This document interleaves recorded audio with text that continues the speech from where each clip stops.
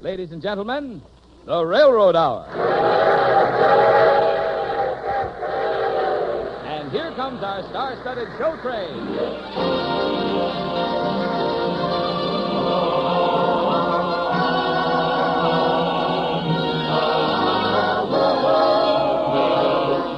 Tonight, the Association of American Railroads presents The Swedish Nightingale, a new musical play about Jenny Lind by Lawrence and Lee, starring Gordon MacRae and his charming guest, Dorothy Warrenshow. Our choir is under the direction of Norman Luboff, and our music is prepared and conducted by Carmen Dragon. Yes, tonight, another musical premiere is brought to you by the American Railroads, the same railroads that bring you most of the food you eat, the clothes you wear, the fuel you burn, and all the other things you use in your daily life. And now, here is our star, Gordon MacRae.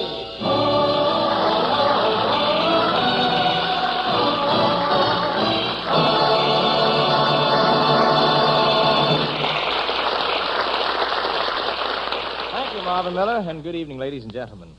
Tonight we're going to tell you about one of the world's strangest love affairs between a nation and a nightingale. Dorothy Warrenshow will be the immortal Jenny Lind, and I'll be America's first and greatest advertising man, Phineas Taylor Barnum. Give cheers to B.T. Barnum. Hear, hear for B.T. Barnum. 7 wonders you can see him in his wonderful museum. The 7 wonders of the modern world. See them all in Barnum's American Museum. Came down to Manhattan town, poor as a clown and a hand-me-down. Found me a gal worth her weight in gold, 161 years old. 161? That's right. Oh, I don't believe it. Well, here's a document proving she was nursemaid to George Washington, the father of our country. Give a salute to B.T. Barnum. Don't hoot at B.T. Barnum, though his show is mostly humbug. He's got the dough to show he's some bug. Saw a fellow walking down the street, 2 foot tall in his stocking feet. Changed his name to Thomas Thumb, made him a general too, by God. Meet the world's smallest human being, General Tom Thumb. Shake his hand at Barnum's wonderful American Museum. Hip, hip, hooray, B.T. Barnum. Hey, hey, B.T. Barnum. 7 wonders you can see him in his wonderful museum.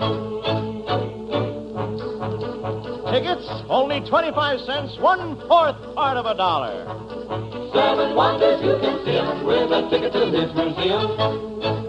P.T. Barnum, P.T. Barnum. Lord, Phineas, how the money rolls in. Well, I'm not interested, Legrand. Not interested, Phineas. The cash box at the American Museum has more quarters than the United States Mint. But I'm tired of being a faker. Do you know what they're calling me in the public press?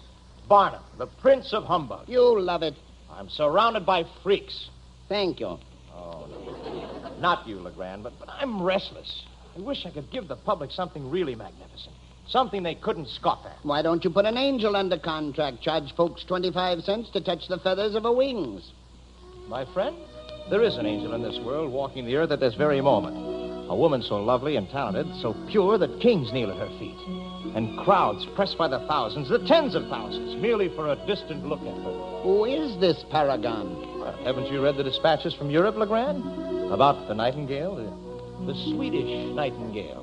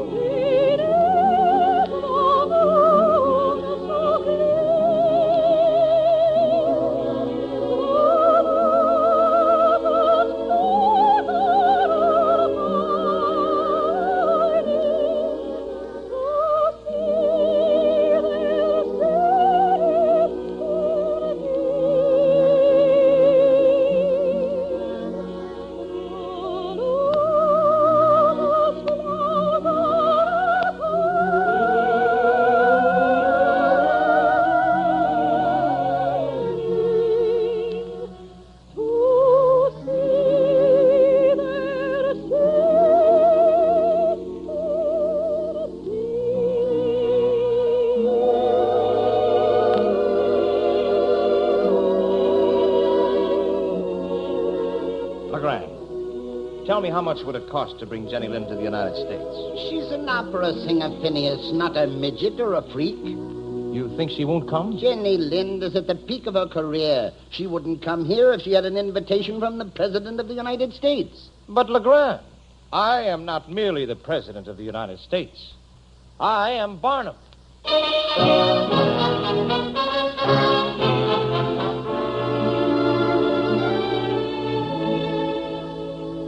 Josephine. Yes, Jenny? We must pack our trunks. We're going to America. What?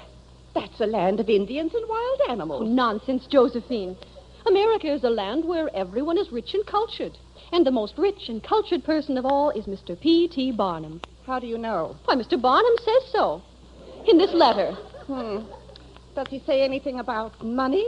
Oh, I thought $150,000 would be a nice amount of money. $150,000? Plus expenses, of course. Oh, but Jenny, you know nothing about this Mr. Barnum. He may be a tyrant, a slave driver. Oh, I'm sure he is a very nice man.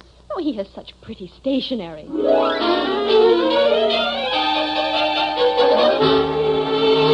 $150,000. $187,000, Legrand, including her expenses and her conductor. You won't pay it.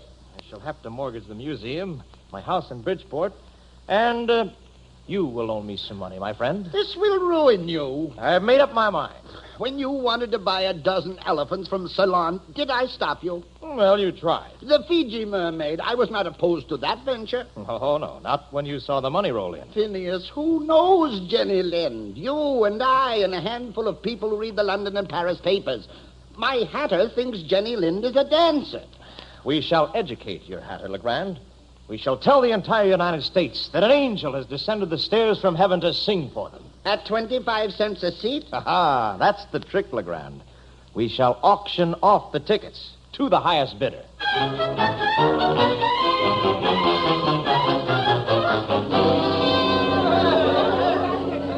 Shield your eyes, America. You are about to gaze on Jenny Lind. There she is! 3 cheers for Jenny Lind! Mr. Barnum, this all for me? All for you, Miss Lind. Oh, your people in America, they are wonderful. They are crazy, but they are wonderful.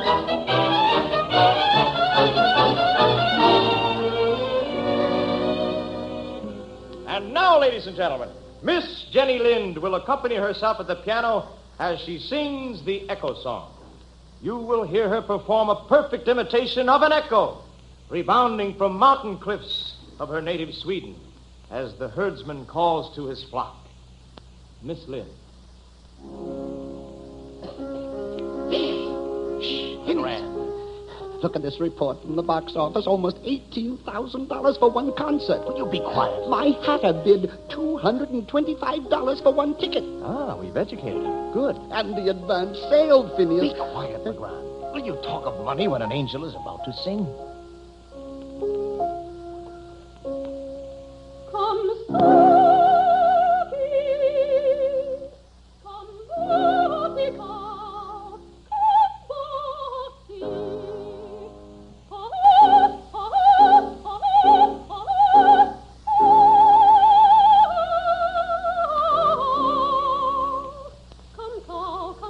Come Bossy, come Brindle and Cherry and Flossie, the smith with his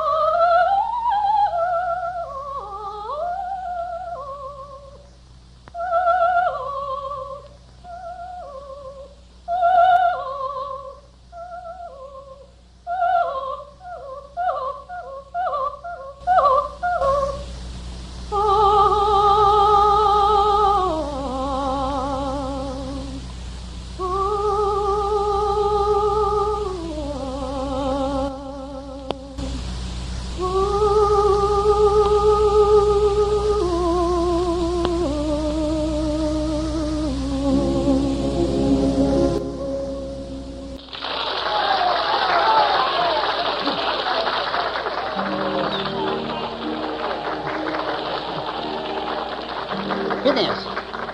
You are in love with her. Is it remarkable, my friend, that Barnum should fall in love with an angel?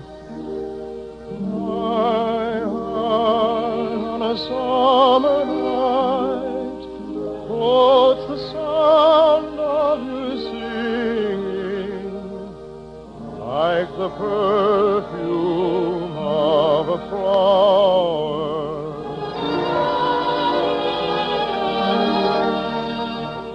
How like a bird in flight across my spirit winging is the magic of this hour.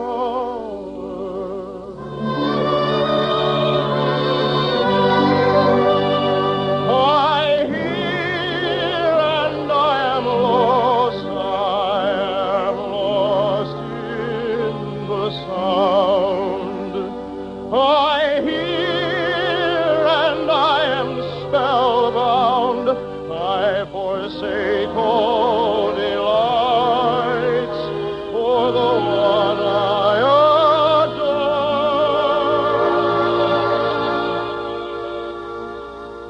No bird song can sound so sweetly. Sea and sky are hushed discreetly. Hark to the nightingale. Sing forth, my nightingale. You're the angels with your mystic song. So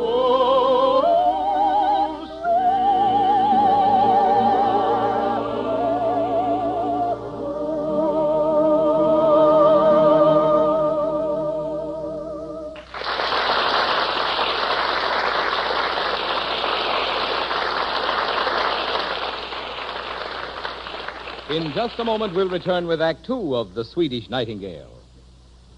Do you know one big reason why you and all of us here in America are able to live better and produce more than any other people on Earth? It's because we have railroads, which can and do haul more than 1 million tons of freight a mile every minute. 1 million tons of freight a mile every minute. That sounds mighty impressive. But what's it got to do with the way I live? Well, it's this way. It takes that much rail transportation every minute of the day to produce and distribute the things that you and all the rest of us use. Take your refrigerator, for example. To manufacture refrigerators, steel is needed. So is copper, porcelain, and, 1,001 different materials. Those materials come from mines, mills, and factories in every part of the country. And the only form of transportation big enough and flexible enough to bring them together where they are needed is the railroads. You mean no railroads, no refrigerator for me? That's true, or at least not anything like as good a refrigerator as you have at the price you paid for it. And the same goes for the food on your table, the clothes your youngsters wear, the house you live in. You couldn't enjoy these things in plenty and at economical prices if it were not for the tremendous job of low-cost transportation which the railroads do. You know, I never appreciated that fact before. But I guess the railroads are essential to my way of life. They are indeed. And the better you live, the more railroad transportation you need.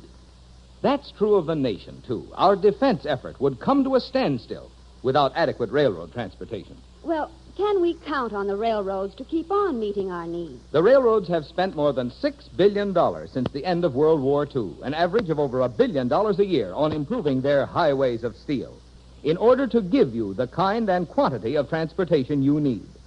And the railroads will keep on expanding and improving their service right up to the limit of available money and materials, a service that is absolutely essential to your way of life and to the health and strength of America.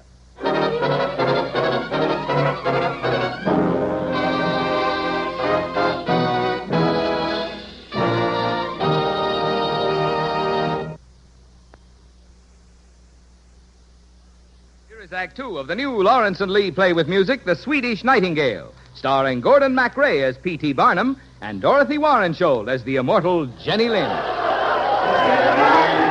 Jenny Lindo, come to your window. Jenny Lindo, Jenny Lindo, come out tonight. Oh, Jenny Lindo. 3,000 firemen with flaming torches gathered outside her hotel suite in the Irving House to sing a tribute to the Swedish Nightingale. Her concerts were filled to the rafters. In Boston, a man paid $625 for a ticket to hear Jenny sing. Longfellow, Emerson, Webster, Whitman, even President Fillmore himself all cheered and applauded Jenny Lind. I cheered her with my eyes from the wings, and my heart sang with her in every melody that poured from her precious throat.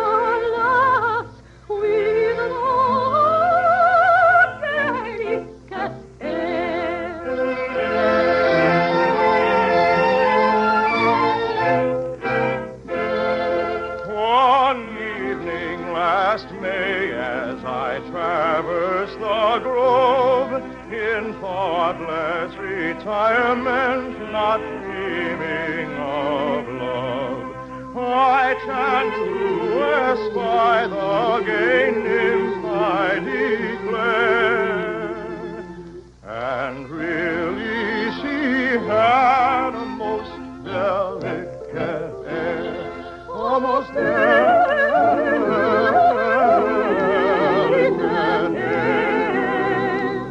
air, and really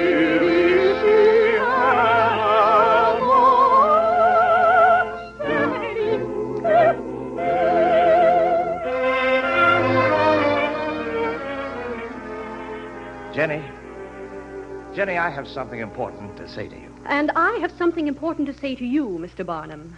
Why, Jenny? When I came here, I expected that you would present me as an opera singer. The foremost in the world. Well, then why have you sold me to your American public as a monstrosity?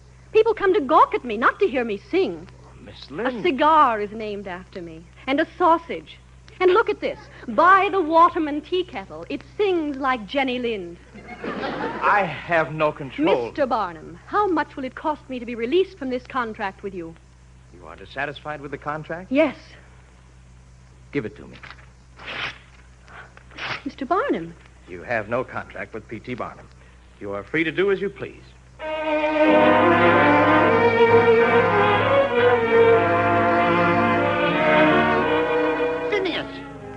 You tore up the contract. She was unhappy with it, and I am a man of honor. She cost you $250,000. I'll make it back 10 times over. Without a contract?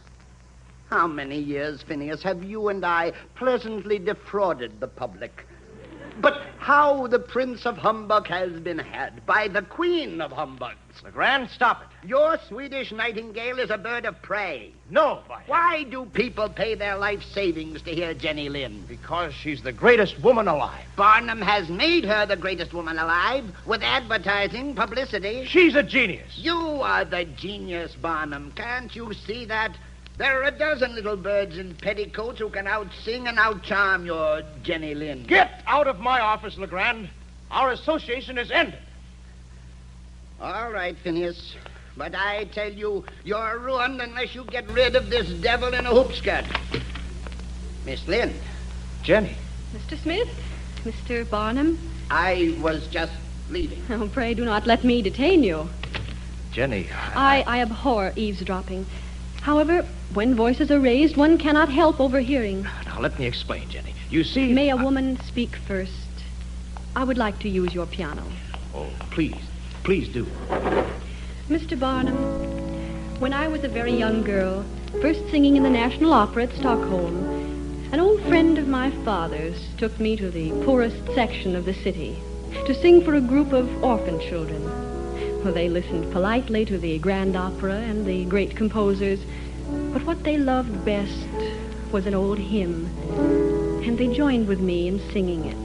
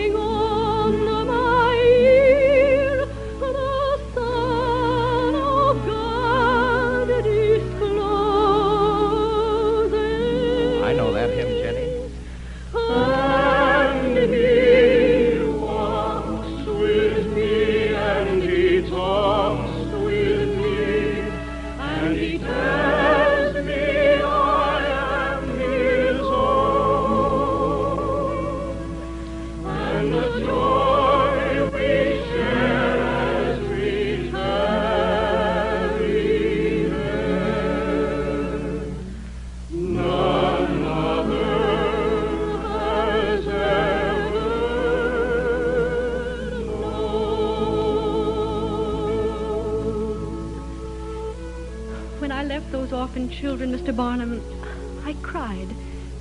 And I promised that I would share the Lord's goodness with those little ones who have been less favored with his blessings. Dear Jenny, why do you tell me all this? And the money you gave me, the exorbitant price I charged you for this concert tour, I've spent it all. What? It is building a beautiful home for the underprivileged children in my native Stockholm. Jenny. You see, I do keep my promises, Mr. Barnum, and I will not break my promise to you. You will complete the tour? Under whatever terms you say. Jenny Lynn, you know, of course, that I'm in love with you. Oh, you're not. I am. Oh, you're in love with the picture in front of a music hall. You're laughing at me. But what do we have in common? I am in love with notes of music. And you, Mr. Barnum, are in love with the notes which the presidents have the president's pictures on them. Jenny, I shall take you on a triumphal tour of the capitals of Europe. The entire world will bow down before the Swedish Nightingale. This is my farewell tour. No. When I leave your management, I shall never sing again. But why, Jenny? You're a young woman at the very peak of your voice and your powers. Oh, can you think of a better time to leave the stage? You're an angel. You are kind enough to the mortals who adore you never to break the spell. Well, perhaps you're right, Jenny. Never to spoil the brilliant memories. With a voice that would be only an echo of my youth. Jenny, what will you do when you retire? Oh, I think I shall go back to Europe and live near trees and water and a cathedral. I shall come with you. Oh, please, no. The quiet would kill you. And besides, dear Mr. Barnum, the earthquakes and the volcanoes would be so lonely without you. But I shall think of you often and fondly. And I shall always remember you, Jenny Lynn. When other lips and other hearts their tales of love shall tell in language whose excess imparts the power they feel so well. When hollow hearts shall wear a mask, 'twill break your own to see. In such a moment I but ask that you remember me.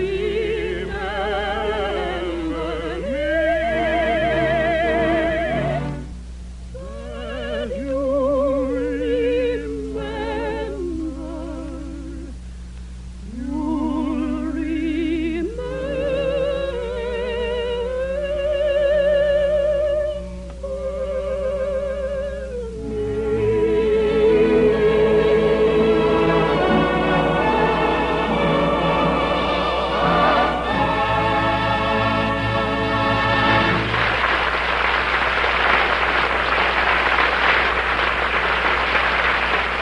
Thank you, ladies and gentlemen.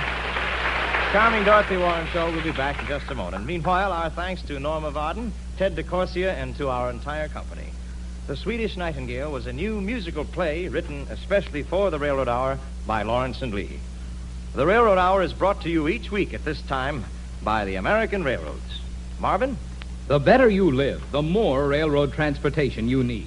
For only the railroads can successfully bring together the far-flung ingredients of our productive power and make possible your enjoyment of them. And today, as the transportation demands of national defense continue to grow, the railroads will be called on to provide more and more transportation capacity. They are busy doing just that as they continue to spend at the rate of over $1 billion a year for expansion and improvements, so that neither your family nor our fighting forces will lack for adequate transportation. Thank you, Marvin. Well, Dorothy, you were a delightful Jenny Lynn. Why, thank you, Gordon. I thought you were pretty good as a three-ring job as P.T. Barnum yourself. What was that again? I really mixed that one up, didn't I? Tell me, are we going to have another circus next week? Well, we're going to have a little better than a circus, Dorothy. We're involving the Army and the Navy in a brand new musical called Right Dress. Are you going to be the soldier or the sailor, Gordon? Well, both.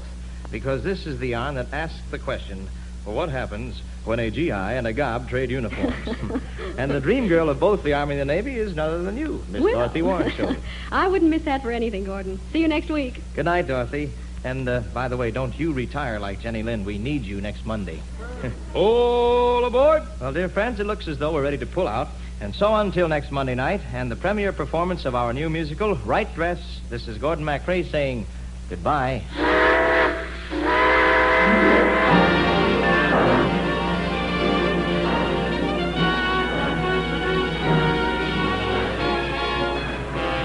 Gordon MacRae can be seen starring in Warner Brothers' About Face. Our choir is under the direction of Norman Luboff, and our music is prepared and conducted by Carmen Dragon. This is Marvin Miller saying goodbye until next week for the American Railroads. Now stay tuned for your Monday Night of Music on NBC. The preceding program was transcribed. Follow the campaign of the next president on NBC by tuning to this station for the latest political developments. And now, stay tuned for the telephone hour on NBC, the national broadcasting company.